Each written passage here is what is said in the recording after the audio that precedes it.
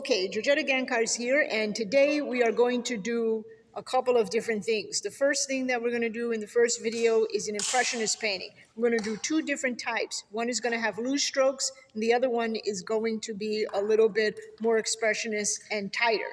So the first thing I'm going to need for this is going to be my wash brush, which is my large hack brush. And you can see that they have two different sizes here, a little bit. All right, if you have this one at home, you can use this, okay? And I'm going to dip and wipe it off on my rag. And I'm gonna ask one of the students if they can bring me a rag in that rag bucket, please, because I'm not prepared here. I just have just one rag.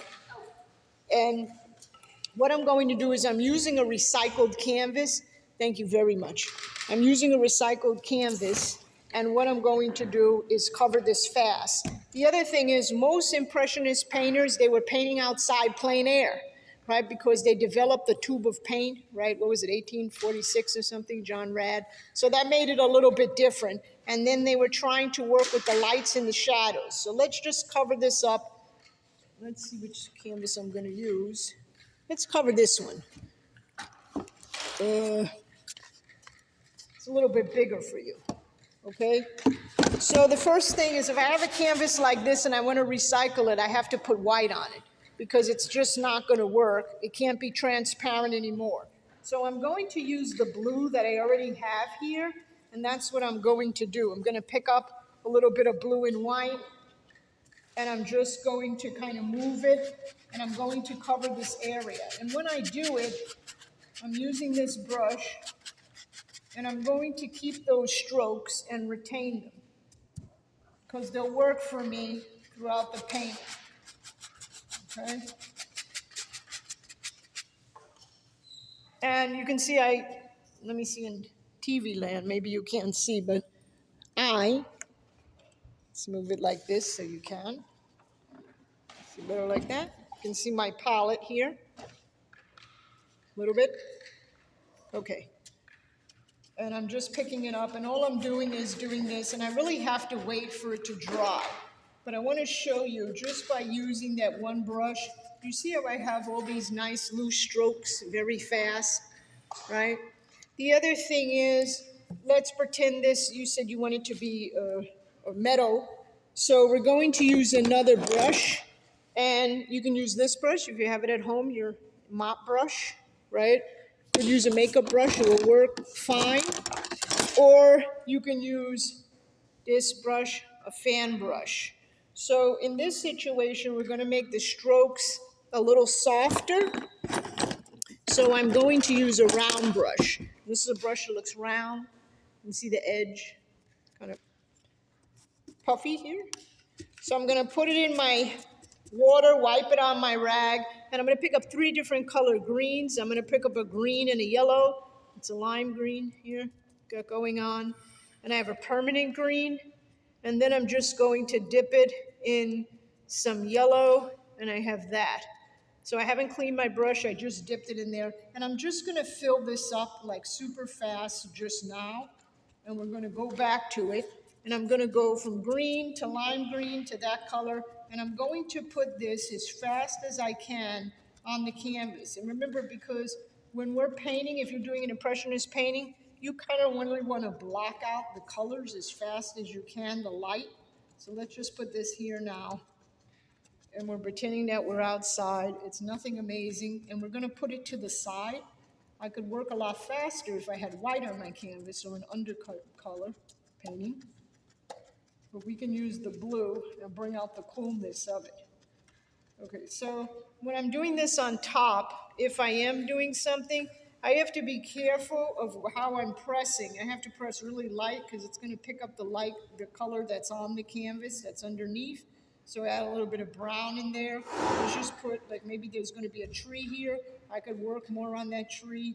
And let's just give something over here at this point.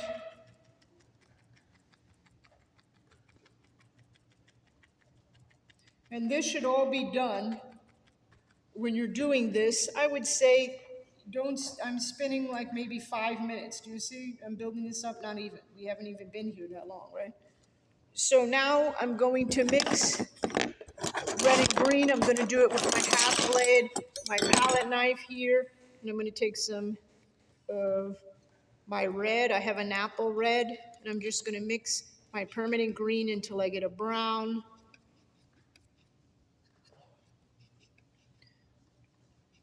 Okay, and then I'm going to add a little bit of ochre to it, some red. I didn't have my brown, so I have this brown here. Now the other thing is, when I'm painting outside, I'm just kind of giving myself these ideas of where these tree branches are going to be. I'm just laying down the base color. I'm going to go around this color, but I just want to show you with how I can use the palette knife, simple, super fast, just to build this kind of tree shape, right? We're kind of going into that. Now, the thing is, maybe I'm going to have something here. I'm going to add that in a minute. But at this point, the canvas is pretty dry. I could go back and go with my brush. I want to change this color a little bit, you see, and I can just, let's just put it on here, I don't know. And I can still blend it while it's wet on wet if I wanted to. I could also go with darker areas, like a dark green, if I wanted to, and I can put in these dark areas. Now I want to show you something.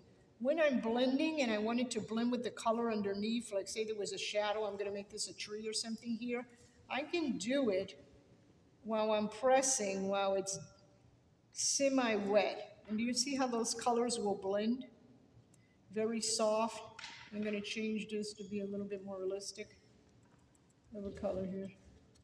And I can keep layering on top of this area, and it doesn't get messed up and kind of muddy. And now I have this color, I guess. Let's put a tree here. Just block this in, okay? Make it a little bit bigger. It's kind of interesting off the side of the thing. And I have this. That's what I want to do for the first 5 minutes, okay?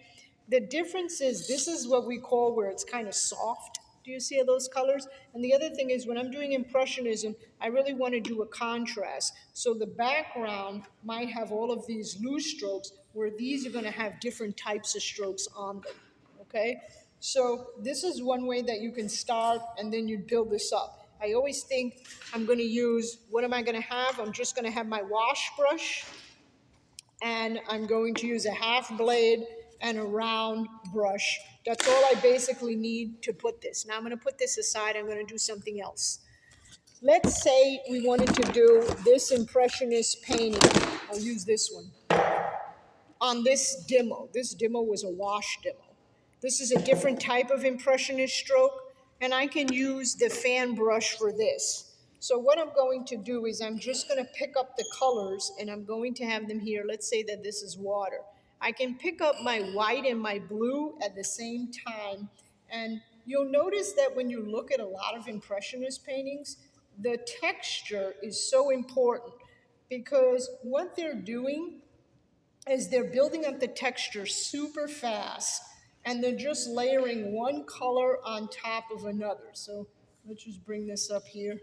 And you can see how I never clean my knife, and I can layer those white, I'm just doing this side for you, just so you can see the strokes. And I can keep layering those up. They don't get muddy, and I can kind of see some of the individual strokes, where if I was, I'll show you in TV land, here. Right? Where if I was doing these strokes all at once, I'd have to do it with one little small knife, and it would take forever. The same thing when you look at these kind of Van Gogh-ish skies, right? So I have my fan brush, I have 2 different colors, and what I do is I pick up the color, let's pick it up like this, and I'm going to do these half C's, right? I'm going to do these arches. So this is not so much a painting, but this is just showing you how you can use the fan brush when you're doing this layering. Do you see how I can just keep picking up? I'm going from blue to white to white to blue, or I can have 2 or 3 different colors on here, and I get this texture. So when you look at those kind of Van Gogh, those big super strokes. Do you see how I can keep layering and layering? And I can even do it if I'm using oils. I've done this with watercolors too. It never gets muddy or tired or anything like that. The other thing, so I have one stroke going across, one like that. So those are other impressionist strokes, right, that you can use. The other thing is I can change this dramatically if I don't like it. I can all blend it together. And then I would use a brush. I could use my mop brush, or I'll show you, I can use another wash brush. So let me just show you with the mop brush what I mean. Sometimes you don't have those strokes and you want to blend them, but you have to do it while it's wet. So you might want that appearance where, I think one of the students was asking me about transparency, and they're like, well, how would I get something like, if I'm looking through a car window and it's kind of blurry, or it's like this kind of, soft area. You could do it with water with a squirt bottle, but if you have these like really mop brushes, they're really good for kind of making things look kind of really blurry in the distance, and you're kind of just holding the brush and you're going, let me show you. I'm holding the brush and I'm holding it here. You see, I'm not holding it here, right? So I'm holding it here and I'm just gonna go like this, okay? But I'm doing it kind of fast, and I'm just sweeping it lightly, and I get this beautiful feeling, and I do this usually when I'm listening to like really soft music. And I get this beautiful feeling, and I can keep blending it. And do you see how drastically that this changes? I'll show you up close. Okay? You see how gradually that changes? Now, you could have it as where you have these strokes in the background, or you could still use that brush, right? And you could blend, the whole canvas if you wanted to. Sometimes students like to do water. I'll show you how to do that, or you could have it, blurry with the ocean if you wanted to. Now, I want to tell you something. These brushes are really, they're not that expensive, but if you want to save and you want to get them, if you go to an art store, they're going to be more. Go buy a makeup brush, right? It's almost the same thing, and it will work, right? Walmart could be your best friend. So that works. And this is how you might get things that are blurry like that, okay? So that's another method. So I was showing you with the tree, with the bark, right? You want to use the half blade. It's kind of simple. Always with the washes. With the Impressionist, you can do the large wash, right? You can use the hack or the wash brush, picking up 2 or 3 colors, moving them like I was showing you. Or you can use my favorite friend, the fan brush, right? So we have the brush that is kind of shaped like the fan where we can pick up those 3 colors. So ask yourself, do you want it to be soft or blended? So let's just blend the rest of this. Now I want to show you something different. So now I have the same mop brush, and I'm going to come back and I'm going to do this. So I'm still using it, right? I'm blending it, but do you see how different it is than the fan brush? So I'm putting these colors down. They're still thick, but now they have this kind of different kind of texture. Okay, I'll show you here kind of a close. So it's different. So you saw the one that was very textured, right? And then you can have it smooth, or you can kind of have it like this in between. Now, if I twirl the brush all the way around, so I'm going like this now, okay, we can change it, and I'll show you. I'm going to put some dark areas in here now. Let's put some dark blues just so you can see what I mean.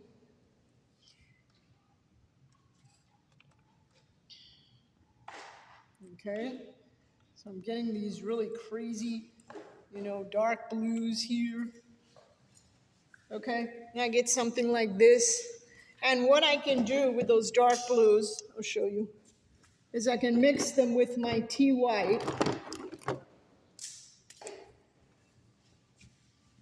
Okay.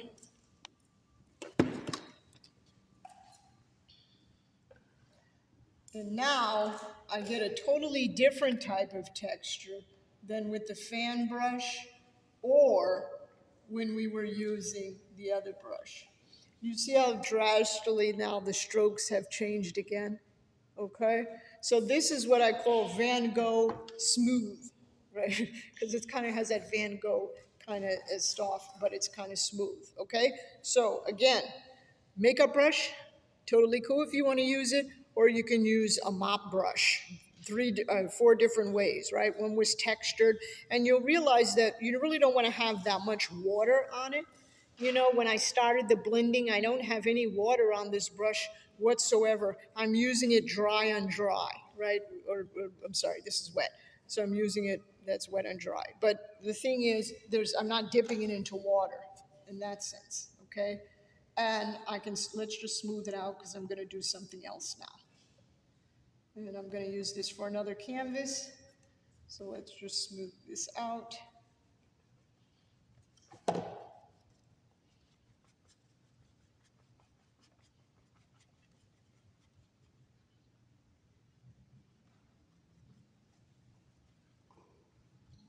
Okay, so I'll put that aside.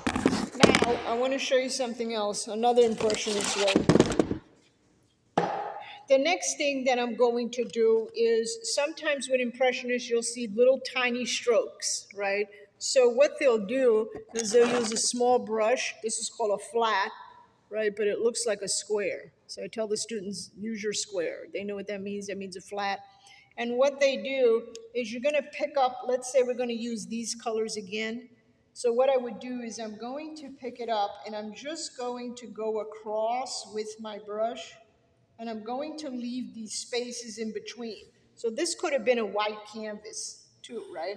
But I'm just going across now, and you notice I have no water on my brush, and I'm just picking up the paint really thick. That's the thing about a lot of the Impressionists. They don't use a lot of water, or sometimes they wouldn't use as much linseed or turp, where they could have a really good edge, especially if they're using oils to build it up. So, and I'm going to show you up close because you saw what it looked like dry. But do you see how these strokes drastically change the look of that? Okay, so now we have these little yellow things in between, but we got to fill what's in between there, right? So let's fill them in with these. Let's change it up a little bit. Let's make the colors real bright. And what I would do is I would go back with this brush and I would kind of put these strokes. They don't have to be this size. I'm just showing you now. And I would put them in here, okay? And I might do about 5 or 6 different variations of different colors and keep putting them in between these areas that I left empty, right? So let's say we go in here with the green, right? And I would keep doing that. This is a way that you can build up the canvas really fast and make the water come alive. And you're not sitting there with the brush blending and going back. You see, I'm just filling in some of these areas where the green is. You know, then I can get another color green. And what ends up happening is the more that I keep building that up, it gets really, really, really, really thick. And the colors, you choose another color, say a light green or something, I don't know. Anyway, you're building up all of these colors until you have, and you're covering this whole area of the canvas. And when I say a lot of colors, I would have so much more to go, right? I'd have to do the whole video, okay? And that's the way, and they're these short, choppy strokes. And what they do is they use that same stroke, but then they might use the same stroke for the mountain, but they'll just change the direction. So maybe the strokes were going across, and maybe these mountains, you know, they have these like kind of C strokes, where it's like a half kind of C, okay, where they're building it up real thick. And what they don't clean their brush, so all of the colors that they have on their, I'll show you on their palette, they're just picking up that color. You know, if there's 3 or 4 colors at once blended, you can kind of do that. And you're doing the same thing where you're just paying attention maybe where the shadows will be, and you're just building up those strokes. If you see a light area, let's pretend there's a white pocket here, you know, they're just building that on top of each other. And they're going really, really fast. They're not really thinking about, you know, they're just like, okay, this is light, this is a shadow, this is dark, and I can gradually change those colors and build it up. So it looks like that. Okay? So again, and you could do that over here. Not really realistic, right? But it's very impressionist, right? So different strokes. Think about the direction you're going to go with the brush. Maybe they had the sky. Let's use a little bit more white here just to cover this up. And, you know, they're moving it with the sky. Of course, I would do this area first. I just want to show you of how I might layer that. And I got 3 different things going on. So I'll finish it so you can see how it looks, but I'll put it over here for now. Now, the next thing, abstraction. So I was showing students how to do it on their cell phone. You can take a picture. I really pay attention to angles and edges. And when I do abstraction, I think of geometrical forms, and I really blow them up out of proportion. So you can use the apps on your phone to do that. But let's do something now with an abstraction. So let's use this recycled canvas. When I think about abstraction, I want to think about how sometimes when I'm looking at something realistic, I think about how I can change the shape of it. And I just pay attention usually to the outer forms of the shapes, and I build it up if it's geometrical. And I use the colors. I choose my color palette wisely. I think, what do I want? Do I want warm? Do I want cool colors? What is this going to be? Maybe it's going to be a gradient of colors into each other. Maybe it's going to be monochromatic. What is it going to be? So let's just choose this, and we're just going to make up something now with abstraction. The other thing is let's do I don't know. I'll make it up as I go. So, trying to think of something that you can relate to. So let's say, I'm going to use this brush now. And does anybody have a piece of tape that I can borrow, a tape roll? Yeah, let me get your tape roll, or I can use that tape roll if you don't, thank you. Okay, so if you're not good at thinking and you're not looking at the cell phone, what you can do is you can use tape. And tape is a really cool way to think about angles and shapes. So, I don't want to use all your tape, so I'm going to use their tape.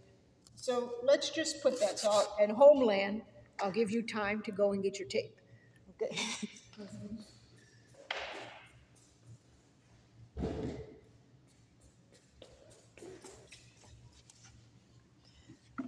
Okay, I'm back. So what I'm going to do is I'm going to just put this tape on here in any way. I'm not really thinking about it. And tape is a way, if you haven't done abstraction, that can kind of free your mind without thinking in things that are realistic. And you can see, I'm just kind of putting it wherever I want to at this point. But I'm masking off the canvas and masking certain areas off. Let's do another one here. Let's do it like that. Okay, that looks okay for me. And then what I'm going to do is I'm going to use my brush. You can use any brush at this point. My brushes are pretty dirty here, so I'm just using these colors that I have. And what I'm going to do is I'm going to practice just putting the color, and it doesn't matter if I go over the lines. I've done canvases with the tape measure where I've done them in lines and then kept removing the tape. And then when it dried, I kept putting the tape on it and then changing the shape, but I also rotated the canvas. So this is a little bit difficult to see because we have colors underneath here, but this could have been an all white canvas. And again, I'm not using the best of colors. I'm just putting these colors on that I previously have on my palette, so I'm not wasting any colors. Let's change the brush. Let's use a red.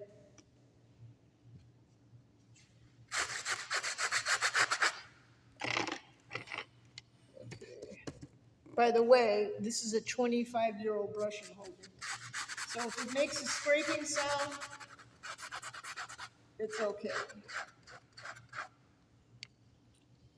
Okay, so I'm just putting this down here, and it doesn't really matter the direction. Maybe I want some of this to show through. It is an abstraction.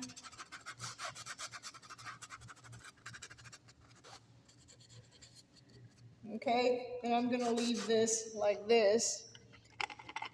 Maybe pick up a little bit of white. And it's really nice if you also treat each area of the canvas differently. You see I'm changing the brush strokes now to cover this area. Okay, and then I'm gonna have another color here. I'm running out of colors. Let's do an orange.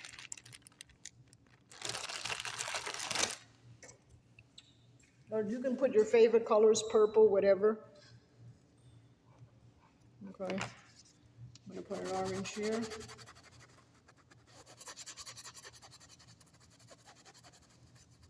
And then I'm gonna continue the orange over here.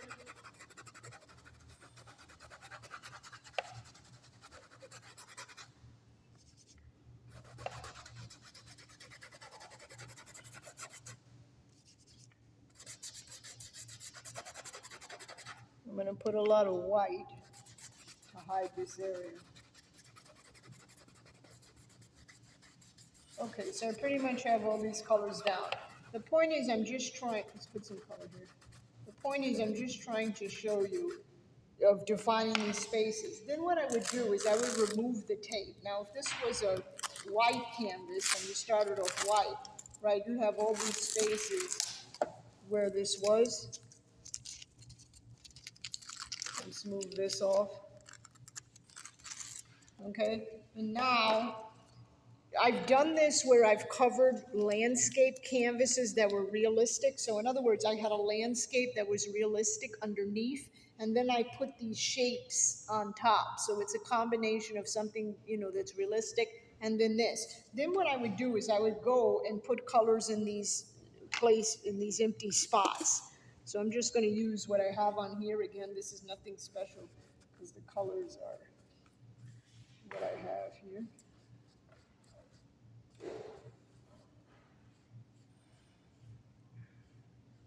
And the good thing about when I'm doing something abstract, there's no pressure because I don't have to, it doesn't have to look like anything. I really don't care at this point, right?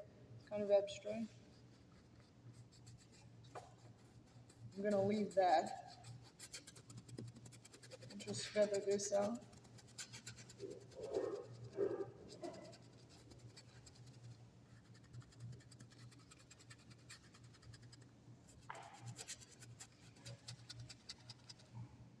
Let's use some yellow here. The brushes are getting a little bit dirty. And I would finish that. I'm going to join all this together. I kind of don't like it. And then what I do is when I do abstractions, I let it keep drying and I keep changing the shape of it, right? I never keep it like that when I'm doing this kind of a thing. So what I would do is wait for this to dry and then keep putting more tape and then moving it and changing it. It's going to get you in the idea of thinking out of the box. Now I'm going to show you something. Let's just say I am going to use a larger brush here, and I'm just going to cover now these areas, just so you can see them a little bit better, and they'll pop. Okay? Pop.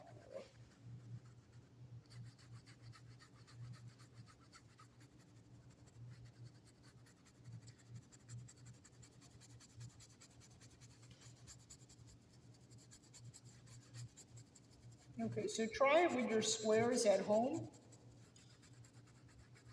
And you could even do square against square against square.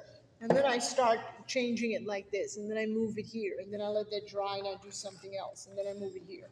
I'm going to change this because I want to change it for myself.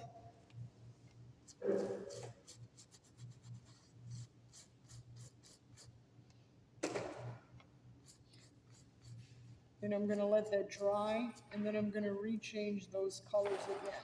Okay, so that's one way that you can do abstraction. I'm going to come back to this. There's real bright colors, you know, like that. The other way that you can do it, let's leave that there. I need to clean my brushes. The other way that you can do it is you can do abstraction with the palette knife. So let's go back to this guy. Oh no. Let's go to this guy.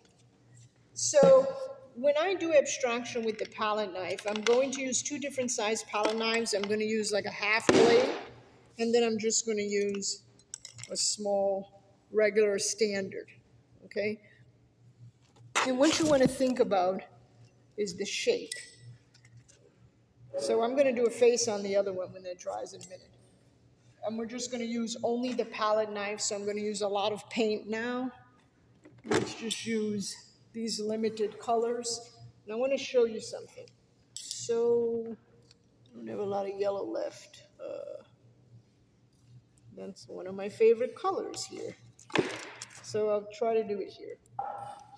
When I want to paint doing something abstract, what I do is I always save my palette. And instead of, if I know that I'm going to do an abstract painting, when I'm painting realistically, I use this as my palette.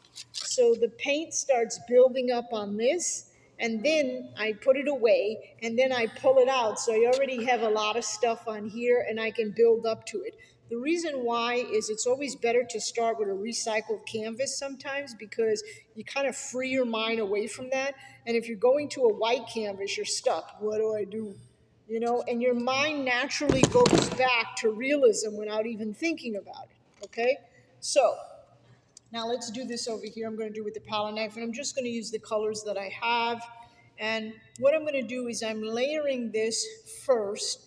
I have a yellow here, and I'm just dragging it across. And the one thing that I really do love about the palette knife, if it gives me the sense of freedom to just put the colors on and not even like think about what's going to happen, especially when I have no water in my palette knife and I'm kind of just dragging it across. I leave these wonderful spaces that I have underneath, and I get all this kind of beautiful texture. I'll show you. Just drag it across here. And I can change also the direction of the knife. I can also pick up two colors and I can blend them together, and I can scrape down with the knife. So if I want some areas to look transparent, I can do that.